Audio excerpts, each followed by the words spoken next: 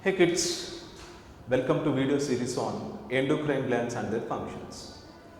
Dear students, from few classes onwards we have been learning some interesting endocrine glands and their secretions, right?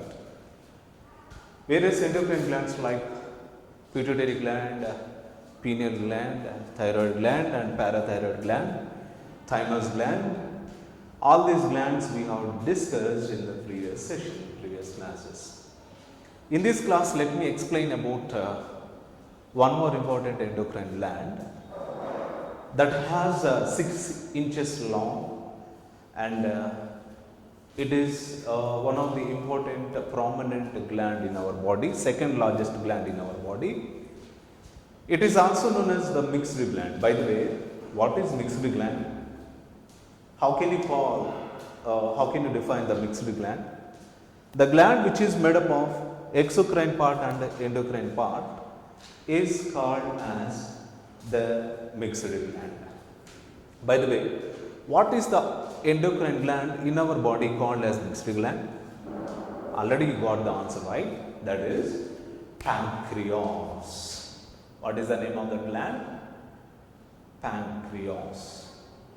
Pancreas is one of the most useful gland in our body. Here the pancreas contains some islets or islands. Islets nothing but islands. In an ocean, how the islands looks like. Here and there you can see islands in an ocean. In Pacific Ocean, in Indian Ocean, there are some islands, right? Like that, in pancreas, in the endocrine part of pancreas, there are some islands. These islands are called as islets of Langerhans. Islets of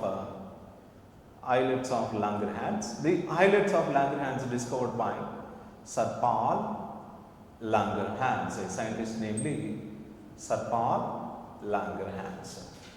Notice these islands. There are approximately 1 to 2 millions of islets of Langerhans are present in the pancreas endocrine part. The islands of Langerhans has 2 different types of cells, alpha cells and beta cells. Especially alpha cells produces a hormone namely glucagon, and beta cells produces a hormone namely the insulin. By the way, students, in the previous classes like 6th class, 7th class and 8th class, already you heard about glucagon, right? What is the function of glucagon? What is the use of glucagon? How does glucagon helps in our body? In some metabolic activities, it plays an important role. Now let us learn about glucagon. If you see the functions of glucagon, what are the functions will come under your mind? Glucagon helps to increase the blood glucose levels. Blood glucose levels are increased by this glucagon. Point number 1. Point number 2. Here, glucagon produced when there is a hypoglycemic condition in the blood. When there are low levels of glucose in the blood, immediately glucagon will produce. The glucagon stimulates on adipocytes and hepatocytes. Hepatocytes are nothing but the liver cells. Adipocytes are nothing but the fat cells. When these cells are stimulated, the stored glucose which is present in them will convert it into the glucose molecules into the blood. So, thus the glucose levels normally increases in the blood.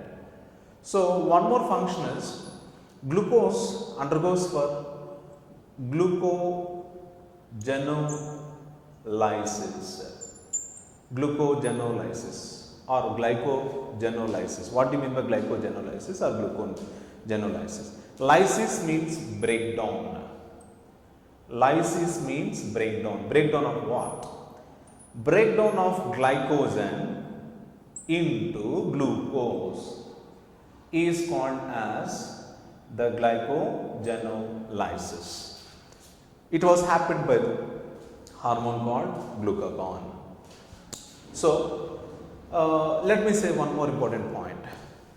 Glucagon generally helps to convert the proteins and the amino acids and the fats into glucose. Conversion of this proteins, amino acids and fats into glucose also done by the glucagon.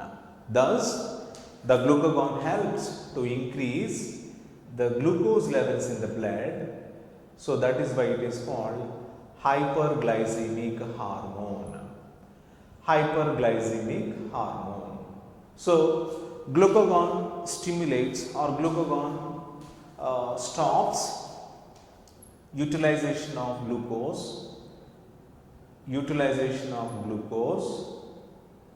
by the cells. Hence, if cells do not use the glucose, what will happen? The normal glucose levels in the blood going to increase. So that's why it is called as a we can call it as hyperglycemic hormone. Whereas insulin, what are the functions of insulin? Suppose take insulin. Insulin quite opposite to glucagon. If we take insulin maintains normal glucose levels in the blood, which means when there is hyperglycemic condition, if there is hyperglycemic condition by the glucagon, immediately the insulin released into the blood. When the blood receives the insulin, the amount of glucose slowly consuming by the cells. If the cells consumes this glucose during cellular respiration, what will happen? The blood glucose levels falls to normal level. Hence, insulin is hypoglycemic hormone. In this way, insulin and glucagon, which plays an important role in the homeostasis of the glucose. Maintenance of normal glucose levels in the blood in the cells. So, that is about the pancreas endocrine part. What about the exocrine part of pancreas? We are going to see in the one more chapter. Clear, students? Have you enjoyed the session? Thank you. We will meet in the next session once again. Have a nice day. And you can see the pancreas structure here in the diagram. You can see. And thank you. We will meet in the next session once again. Have a nice day.